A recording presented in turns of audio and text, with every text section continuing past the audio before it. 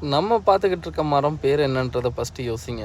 நல்லா பாருங்கள். இது நாங்கள் கன்ஸ்ட்ரக்ஷன் சைட்டில் வேலை பார்க்குற இடத்துலையே பக்கத்துலேயே இப்படி ஒரு மரம் இருக்குது. இந்த ஒரு மரத்தை மட்டும் விட்டு வச்சுருக்காங்க.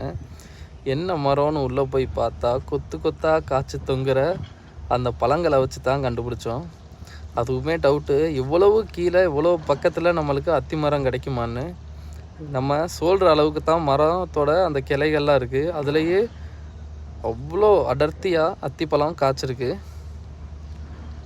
இப்போ தான் காய்க்க ஆரம்பிச்சிருக்கு. இப்போ ஒவ்வொரு பழம் பழுக்கவும் ஆரம்பிச்சிருச்சு. பழுத்ததெல்லாம் மேலே இருக்குது, அதை போய் பிடுங்க முடியல. இப்போ இதெல்லாம் எப்போ பழுக்குன்னு தெரில. பழுத்தவொன்னே ஒரு வேட்டை இருக்குது. அத்தி மர காய். இந்த காயையும் இங்கே இருக்க லேபர்ஸ்லாம் எல்லாம் நான் வட இந்தியாக்காரங்க தானே, அவங்கெல்லாம் எடுத்துகிட்டு போய் இதையும் சமைச்சு சாப்பிட்றாங்க. பழுத்ததுக்கப்புறம் பிடுங்கலாம் நாங்கள் வெயிட் பண்ணிகிட்ருக்கோம். அத்தி மர பழம் எப்போ வரும்னு பார்ப்போம். எல்லாத்தையும் பிடுங்கும்போது அத்திப்பழம் பழுத்ததுன்னா அப்போ ஒரு வீடியோ போடுறேன். பாருங்கள், மொத்தமாக அவ்வளோ அடர்த்தியாக காய்ச்சி கிடக்கு.